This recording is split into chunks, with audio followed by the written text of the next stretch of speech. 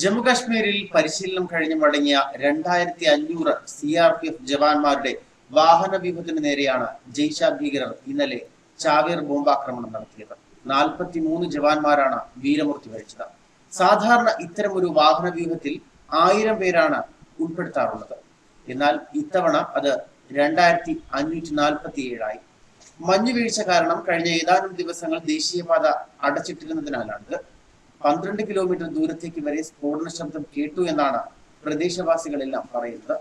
സ്ഫോടനം നടന്നിടത്തേക്ക് ആദ്യം എത്തിയവർ കണ്ടത് ഒരു ഇരുമ്പ് കൂമ്പാരമായിരുന്നുവെന്നും പറയുന്നു.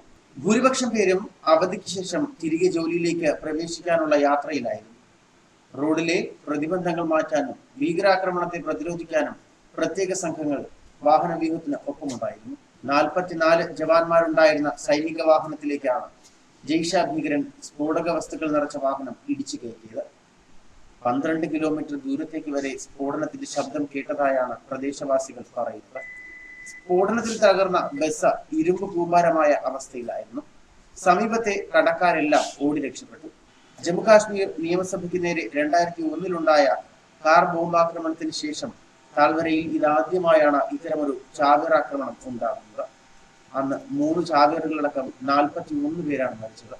2017 ഡിസംബർ 31-ന് ജയ്ഷെ ഭീകരർ ആക്രമിച്ച ലെത്പോറ കമാൻഡോ ട്രെയിനിങ് സെന്ററിനടുത്താണ് ഇപ്പോൾ ഭീകരാക്രമണം നടന്നത്. അന്ന് 5 CRPF ജവാന്മാരായിരുന്നു വീരമൃത്യു വരിച്ചത്. ചാവേറാക്രമണത്തിൽ 44 ജവാന്മാർ കൊല്ലപ്പെട്ടു എന്നാണ് ഇപ്പോൾ സ്ഥിരീകരിച്ച റിപ്പോർട്ടുകൾ. ഒട്ടേറെ സൈനികർക്ക് പരിക്കേറ്റിട്ടുമുണ്ട്. പലരുടെയും നില ഗുരുതരമാണ്. സൈനിക വാഹന വ്യൂഹത്തിലേക്ക് സ്ഫോടക വസ്തുക്കൾ നിറച്ച കാർ ഇടിച്ചു കയറ്റുകയായിരുന്നു. സംഭവം ഇങ്ങനെയാണ്. ചാവേർ ഭീകരാക്രമണത്തിൽ 44 CRPF ജവാന്മാർ കൊല്ലപ്പെട്ടു എന്നാണ് റിപ്പോർട്ടുകൾ സ്ഥിരീകരിക്കുന്നത്. ഒട്ടേറെ സൈനികർക്ക് പരിക്കേൽക്കുകയും ചെയ്തു. പലരുടെയും നില ഗുരുതരമാണ്. സൈനിക വാഹന വ്യൂഹത്തിലേക്ക് സ്ഫോടക വസ്തു നിറച്ച കാർ ഇടിച്ചു കയറ്റുകയായിരുന്നു. പാക് ഭീകര സംഘടനയായ ജയ്ഷ മുഹമ്മദാണ് ആക്രമണം നടത്തിയത്. 78 സൈനിക വാഹനങ്ങളിലായി 2547 ജവാന്മാരാണ് ഉണ്ടായിരുന്നത്. 350 കിലോ സ്ഫോടക വസ്തുക്കളാണ് ആക്രമണത്തിനായി ഉപയോഗിച്ചത്. ഇന്ന് അടിയന്തര കേന്ദ്രമന്ത്രിസഭാ യോഗവും ചേരുന്നുണ്ട്. സുരക്ഷാ കാര്യങ്ങളും വിലയിരുത്തും. പുൽവാമ ഭീകരാക്രമണത്തിന് തിരിച്ചടി നൽകുമെന്ന് കേന്ദ്ര സർക്കാരും സൂചനകൾ നൽകുന്നുണ്ട്.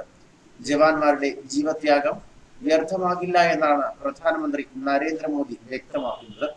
ഇതിൽ നിന്ന് തിരിച്ചടിക്കും എന്നുള്ള സൂചനകൾ തന്നെയാണ് ലഭ്യമാകുന്നത്. കേന്ദ്ര ആഭ്യന്തരമന്ത്രി രാജ്നാഥ് സിംഗും ഇന്ന് ശ്രീനഗറിൽ എത്തുന്നുണ്ട്. ദേശീയ സുരക്ഷാ ഉപദേഷ്ടാവ് കേന്ദ്ര ഏജൻസികളുടെ അടിയന്തര യോഗവും വിളിച്ചു ചേർത്തിട്ടുണ്ട്. ഭീകരർക്ക് ശക്തമായ തിരിച്ചടി നൽകും എന്നാണ് കേന്ദ്രമന്ത്രി അരുൺ ജെയ്റ്റ്ലി പ്രതികരിച്ചത്. ആക്രമണം വെല്ലുവിളിയായി ഏറ്റെടുക്കുന്നുവെന്നും ആഭ്യന്തര സഹമന്ത്രി ഹൻസ്രാജ് അഹിൽ പറഞ്ഞു. ഡൽഹിയിൽ നിർണായക ചർച്ചകൾ ആരംഭിച്ചു കഴിഞ്ഞു. പ്രധാനമന്ത്രി ആഭ്യന്തരമന്ത്രിയുമായും ദേശീയ സുരക്ഷാ ഉപദേഷ്ടാക്കളുമായും ചർച്ച നടത്തി. ആഭ്യന്തര സെക്രട്ടറി ഭൂട്ടാൻ സന്ദർശനം വെട്ടിച്ചുരുക്കി ഡൽഹിയിലേക്ക് തിരിച്ചിട്ടുണ്ട്. ആഭ്യന്തരമന്ത്രി IV റോ മേധാവികളെ കണ്ടു. NSAയുമായും സംസാരിച്ചു. NIA അന്വേഷണവും ആരംഭിച്ചു. NIAയുടെ 12 അംഗ സംഘം രാവിലെ തന്നെ സ്ഫോടന സ്ഥലത്തെത്തി. ഫോറൻസിക് വിദഗ്ധരും സംഘവും അതിലുണ്ട്. വിദേശ പങ്ക് കണ്ടെത്താനും ശ്രമം നടക്കുന്നുണ്ട്. NICയിലെ സ്ഫോടക വസ്തു വിദഗ്ധരും പരിശോധനയിൽ എത്തുന്നുണ്ട്. എന്നാൽ സ്ഫോടനത്തിന് തങ്ങൾക്ക് പങ്കില്ല എന്നാണ് പാകിസ്ഥാൻ വിശദീകരിക്കുന്നത്. ദുഃഖവും രോഷവും പ്രതിഷേധവും പ്രകടിപ്പിച്ച് രാഷ്ട്രപതിയും രംഗത്തെത്തിയിട്ടുണ്ട്.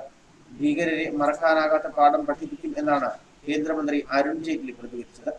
ആക്രമണം ഭീരുത്വം നിറഞ്ഞ പരിപാടി എന്നാണ് രാഹുൽ ഗാന്ധി പ്രതികരിച്ചത്. അപലപിക്കാൻ വാക്കുകൾ പോരെന്ന് ജമ്മുകാശ്മീർ മുൻ മുഖ്യമന്ത്രി മെഹബൂബ മുഫ്തിയും പ്രതികരിച്ചു. സൈനികർക്ക് നേരെയുണ്ടായ ആക്രമണത്തെ AICC ജനറൽ സെക്രട്ടറി പ്രിയങ്ക ഗാന്ധിയും അപലപിച്ചു. ഇത്തരം സംഭവങ്ങൾ ആവർത്തിക്കാതിരിക്കാൻ സർക്കാർ കർശന ജാഗ്രത പുലർത്തണമെന്നും പ്രിയങ്ക പറഞ്ഞു. ആക്രമണത്തെ അപലപിച്ച് ലോകരാഷ്ട്രങ്ങളും രംഗത്തെത്തി. ഭീകരതയെ നേരിടാൻ ഇന്ത്യക്കൊപ്പം ഉറച്ചു നിൽക്കുമെന്ന് അമേരിക്കൻ സ്ഥാനപതി കെനത്ത് ജസ്റ്റർ പറഞ്ഞു. പൈശാചികമായിരുന്നുവെന്നായിരുന്നു ശ്രീലങ്കൻ പ്രധാനമന്ത്രി റെനിൽ വിക്രമസിംഗയുടെ പ്രതികരണം. ഫ്രാൻസ്, ബ്രിട്ടൻ, നേപ്പാൾ എന്നീ രാജ്യങ്ങളും ഇന്ത്യക്ക് പിന്തുണയുമായി രംഗത്തെത്തിയിട്ടുണ്ട്. ന്യൂസ് ഡെസ്ക് മലയാളി വാർത്ത.